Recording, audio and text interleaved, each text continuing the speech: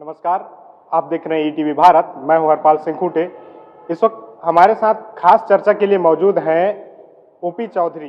बता दें कि ओपी चौधरी पूर्व आईएएस रह चुके हैं, रायपुर जैसी जगह पर कलेक्टर थे और अभी वर्तमान में भाजपा को जमीनी स्तर पर मजबूत करने का उनको कार्यभार मिला है। आइए उनसे बात करते हैं। सर नमस्कार आपको। जी नमस्कार हरपाल।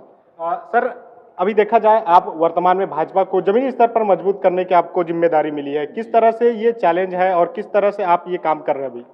देखिए, राजनीति का जो मूल काम होता है वो जमीनी स्तर पर ही होता है और विपक्ष में अभी हम लोगों को काम करने का मौका मिला है। इसे मैं सौभाग्य ही मानता हूं कि हम असली राजनीति को सही तरीके से जनता के बीच जाकर सही बातों को समझ पाएंगे और एक संवेदनशीलता मन में पैदा होगी।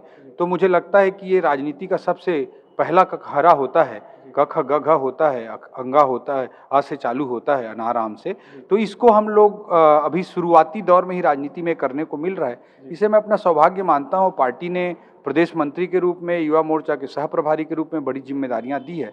तो इन सारे बातों को अभी एक अवसर के रूप में मैं देखता हूं और इस अवसर को हम लोग अच्छे से मेहनत करके भारतीय जनता पार्टी के सोच को, विचार को, विजन को कैसे वो राष्ट्र हित में, समाज हित में काम करती है, इस बात को लेकर सभी लोगों तक ग्राउंड स्तर पे जा रहे हैं और लोगों को जोड़ने का काम कर रहे हैं। देखा जाए तो सर अभी वर्तमान में प्रदेश में कांग्रेस की सरकार है। जब आपने राजनीति ज्वाइन किया, जब भाजपा से आपने विधानसभा का चुनाव लड़ा, उसके बाद से अभी तक आपने भाजपा के साथ जो है जमीनी स्तर पर काम कर रहे हैं।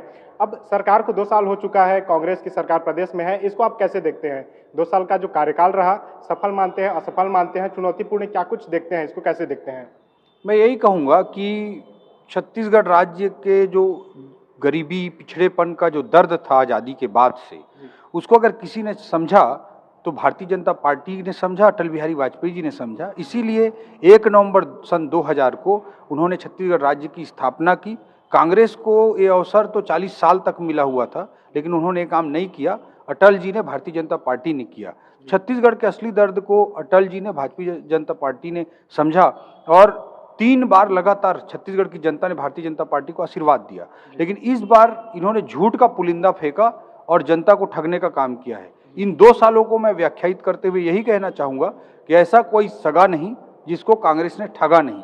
दीदी बहनों को इन्होंने कहा शराबबंदी लागू करेंगे, स्व सहायता समूहों का कर्जा माफ करेंगे, नहीं किया। युवा साथियों को कहा कि हम 2500 रुपये बेरोजगारी भत्ता देंगे, नहीं दिया।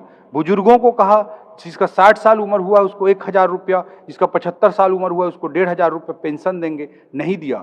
कर्मचारी साथियों को, रोजगार सहायकों को, ग्राम पंचायत सचिवों को, आंगनबाड़ी कार्यकर्ताओं, सहायिकाओं को, प्रेरकों को, शिक्षा कर्मियों को, पुलिस के साथियों को, विद्यामितानों को, सारे कर्मचारी वर्ग को इन्होंने ठगने का काम किया।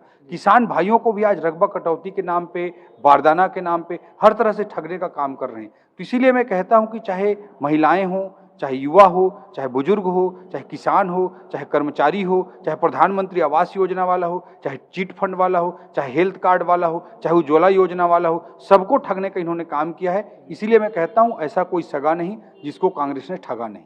चलिए, ऐसा कोई सगा नहीं जिसको कांग्रेस ने ठगा नहीं। यही बात के साथ हम जो दर्द है, आपने बताया कि जो लोगों का दर्द है उसे भाजपा ने अच्छे से समझा।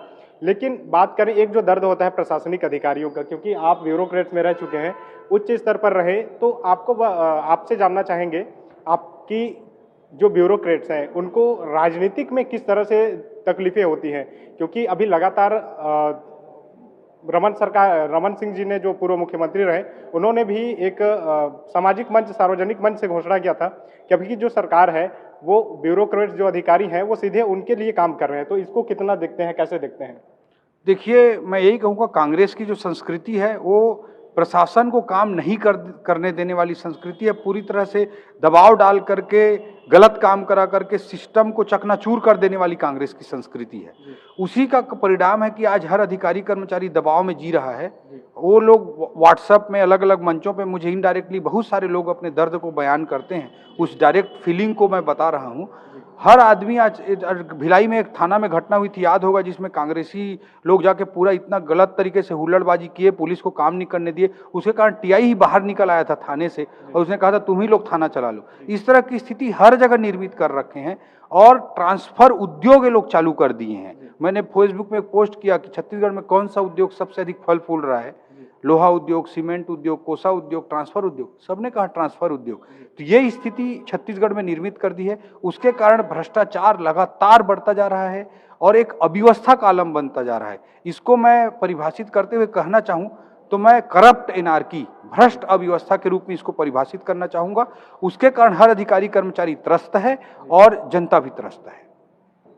लोग जो है सुख सुविधा की नौकरी चाहते हैं, लोग चाहते हैं कि ज़्यादा तकलीफ ना हो, वे अपने साथ रहें, अपने परिवार के साथ रहें और एक हाई क्लास जो नौकरी होती है उस तरह से उम्मीद रखते हैं। आपने रायपुर के कलेक्टर पद को छोड़कर भाजपा ज्वाइन किया, अभी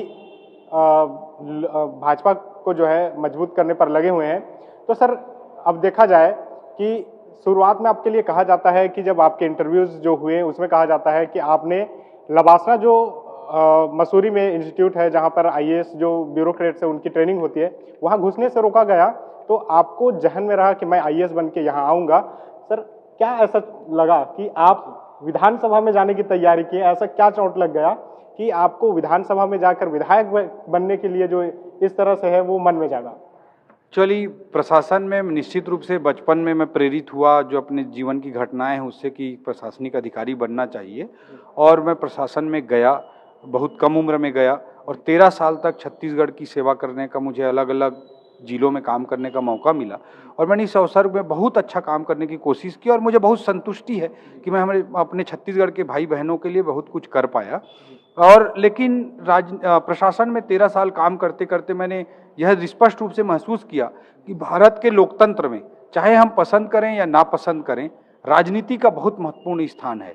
राजनीतिक नेतृत्व अगर सही होगा तो पूरा का पूरा प्रशासनिक तंत्र अच्छा काम करने लग जाता है, और राजनीतिक नेतृत्व अगर खराब होगा तो पूरा का पूरा प्रशासनिक तंत्र चरमरा जाता है। तो इसलिए मुझे लगता है कि राजनीति बहुत महत्वपूर्ण है और निश्चित रूप से राजनीति चुनौतीपूर्ण भी है। तो यहाँ अनेक प्रकार की चुनौतियां हैं। हम कह देते हैं कि राजनीति में बहुत परेशानियां हैं, वहाँ गंदगी है, कीचड़ है, इस तरह की बातें लोग बोल देते हैं, लेकिन उस गंदगी में भी जब हम उतर के काम करने की चुनौती को स्वीकार नहीं करेंगे, बाहर सिस्टम से बाहर रह करके उसको कोसते रहेंगे, तो जीवन की प्रासंगिकता सही मायनों में मैं नहीं मानता। इसलिए मुझे लगा कि भाई उस जो चैलेंजिंग है और जो इम्पोर्टेंट है उसका हिस्सा बनकर उसकी चुनौतियों को स्वीकार करते हुए, संघर्ष करते हुए कुछ अच्छा उसमें हम कर पाएं, उसी में जीवन की असली सार्थकता है। इस बात को मैं समझते हुए राजनीति में प्रवेश किया हूं। बट प्रशासन भी अत्यंत महत्वपूर्ण है और जो भी मेरी क्रेडिबिलिटी है, जो कुछ भी लोग मुझे चाहते हैं, कहीं ना कहीं 13 साल तक मैं जनता के बीच में अच्छा प्रशासनिक काम किया, इसलिए मुझे जो लोग चाहते हैं वो चाहते हैं।